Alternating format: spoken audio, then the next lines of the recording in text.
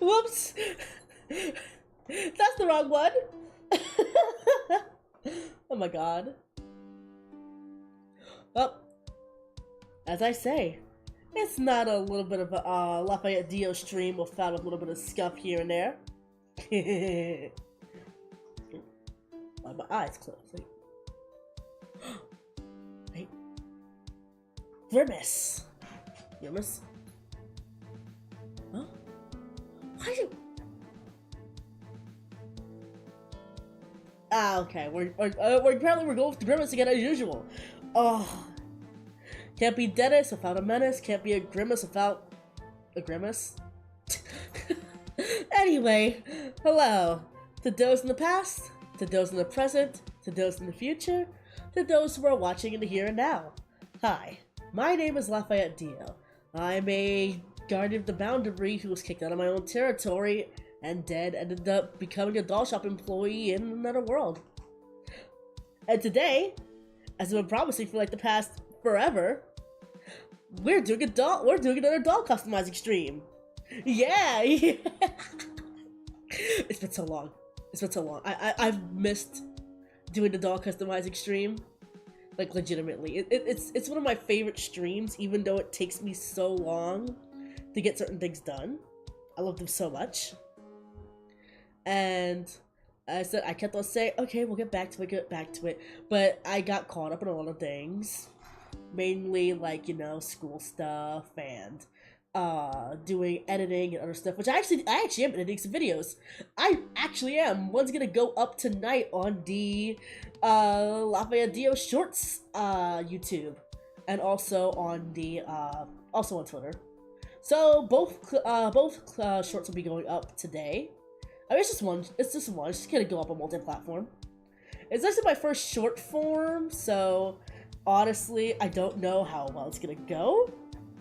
But hey, I'm a little proud of how fast I was able to get it done, and I'm happy with how it kind of turned out. I've only been editing videos for like not that long. Like in terms of like personal videos, it's only been like it's been a while. Because most of the stuff I edit was for stuff that's like, you know, school related. Yeah, school related. The funny thing is it's actually a prototype version of me. A prototype version of me appeared in a school project like years ago for astronomy. It's still embarrassing, but hey, they say you start off somewhere, and I started off from there. It's not that. It's only a little bit embarrassing. Only a little bit embarrassing. It's very embarrassing. It's very embarrassing. But yeah. Today we're gonna be doing some doll customizing. Actually, right now I am just. Well, first of all, I'm trying to find my art program because I found a template.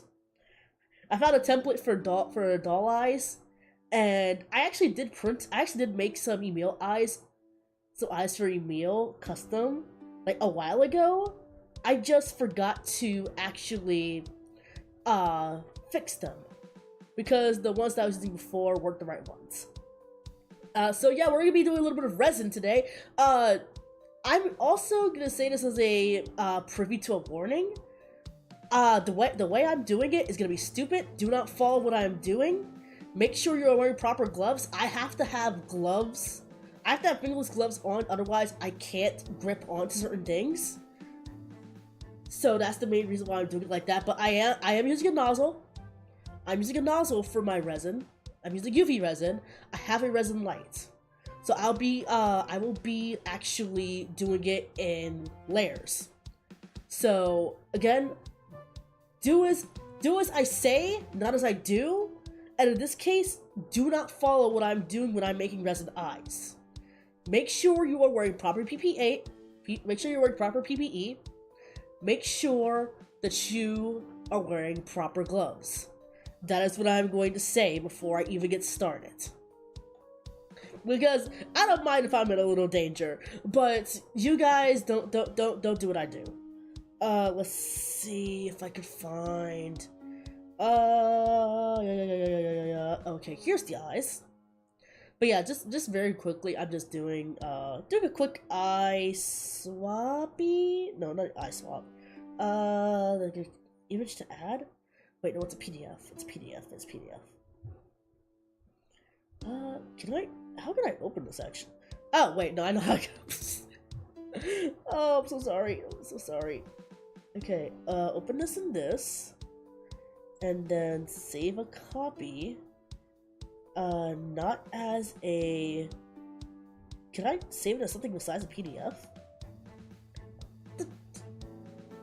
Gets upload. No. Wait. Oh, wait, I can just kind of screenshot it. It's roughly the same thing. I can just do this in Photoshop. I don't know why I'm making it this hard. Again, this is another do as I say, not as I do, because I am not smart. I am not smart at all. Because I make things way harder for myself than it needs to be. But hey. Again, do as I say, not as I do. Okay, oh god, actually, never mind, that's not gonna work. Okay, I guess I'm going to do that in Photoshop, actually. Wait, hold on.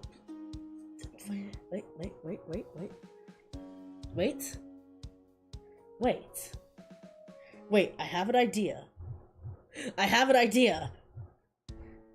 Okay, go here. I hope I can do this before my, phone actually stops working. Well, not working, it goes out of energy.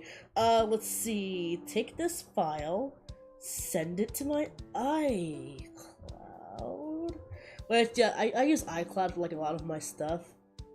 Mostly because of the fact that, mostly because of the fact that it's like, hey, iCloud connects to my iPad, which allows me to drop things from here and right, here and left. Why can't I go to iCloud? That's weird. It just makes things easier because I can just go like, oh, hey. Wait, no, I can just do it. I can just put it on my Google Drive. What am I doing? As you can see, today was a weird day. Things that should be common sense are not acting as very common right now. But because funnily enough, there was an incident at the doll shop today because an incident happened that I can't mention by name because it will basically kind of dox where I work. But what essentially happened was that somebody complained about a situation that was blown out of proportion because of like the rules, like the actual like general rules of that particular place.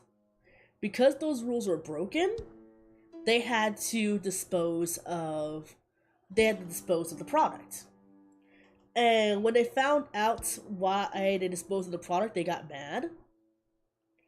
And they tried to essentially cause a whole argument. They tried to basically appease them. The appeasement really didn't work all that well, which was to be expected. And pretty much because of that, an entire system was changed to make it so everything is manual instead of being digital. And it's kind of not fair to the other people who didn't really kind of like care about what was happening, or didn't care about generally like doing things manually and doing things digitally. But because of that, essentially now everything has to be done manually. And again, it's a shame. It's a shame, but what the heck? Why am I, hold on. Why can't I move? What is going on? Why can't I move? What the, reset? What the, oh god, I can move again. What the heck? Oh god, he was showing my teeth. Oh lord. That was weird. Okay. Okay, I'm gonna quickly, I don't know if I have to do this in Photoshop. I can just do this clip. CLIP. Clip Studio Painto. But yeah, I'm just doing a really quick fix. Cause like, hey, I want to show you how to do the thing, but also I realized I gotta, you know, download it from my Dropbox, yeah.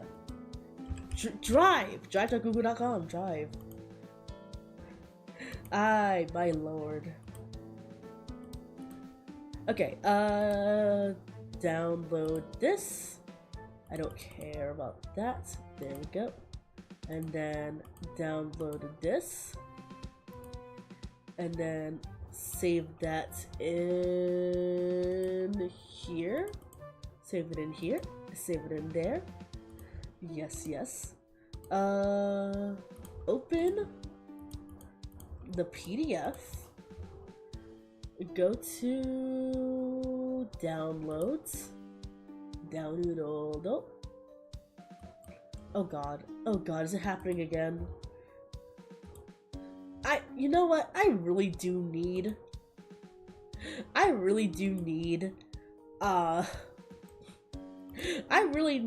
Microsoft to put in an actual good ticket for their stuff, because why is it that I legitimately cannot use my computer's Windows settings without everything breaking? And I just cleared out a bunch of stuff too. Like, as of recently, I cleared out... Oh god, that's it. I recently took a lot of my videos and essentially put them all on a separate file. So that way I can actually, you know, I can actually have space on my computer.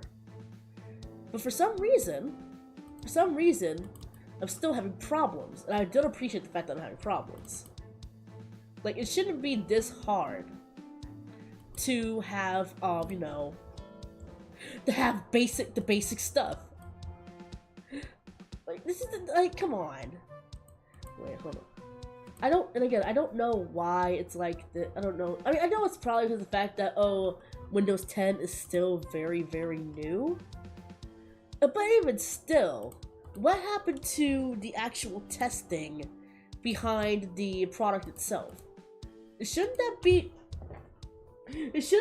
like #1 of what you do? Oh god, the freaking camera almost fell over.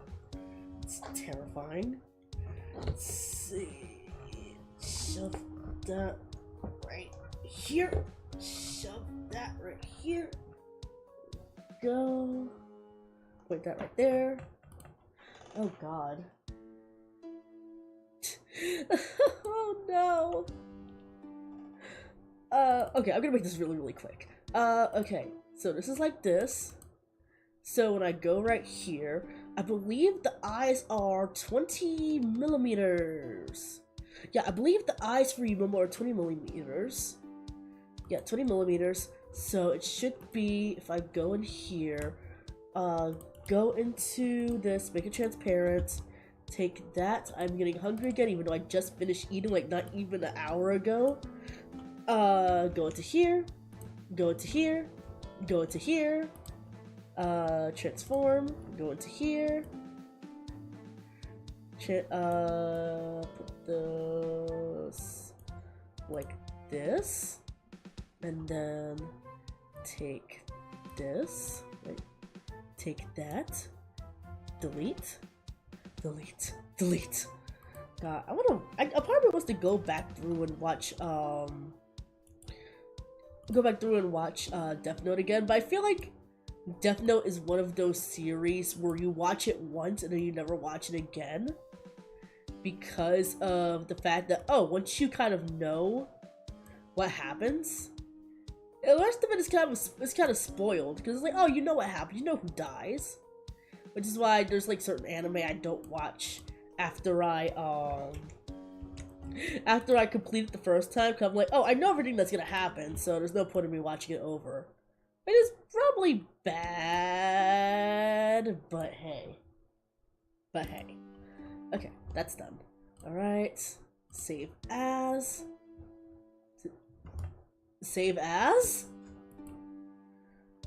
Save as? What the heck? Oh my god. It froze again? It froze again! Oh my god. Okay, can I fix this? Wait, hold on.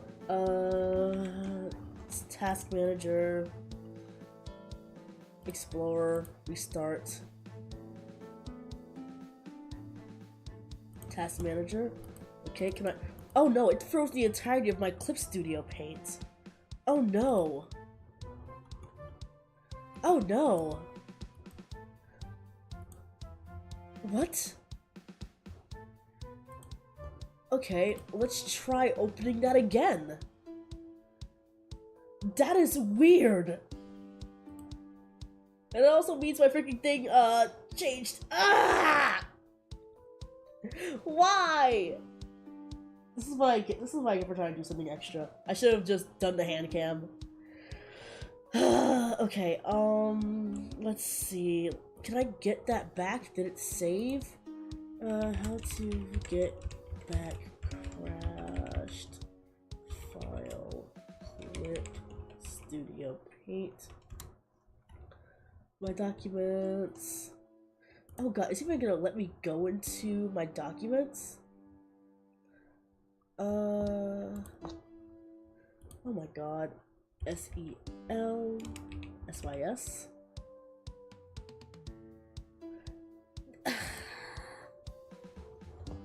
Ah!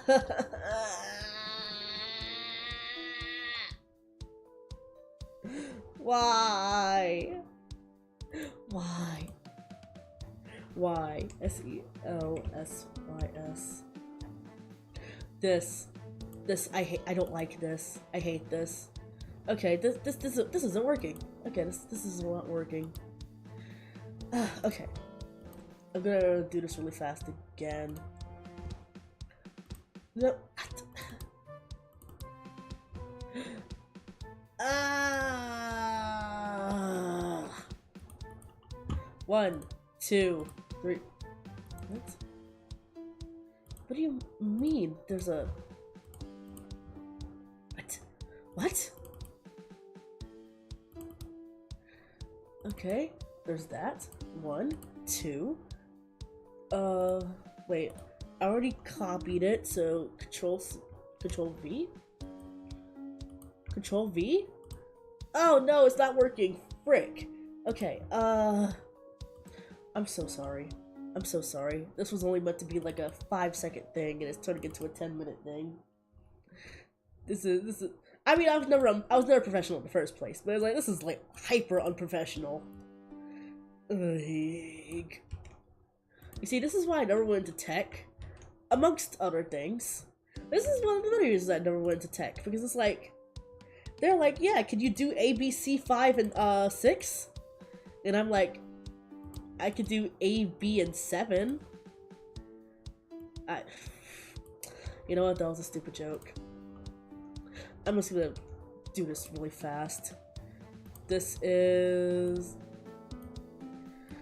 transform, free transform, free transform, free transform.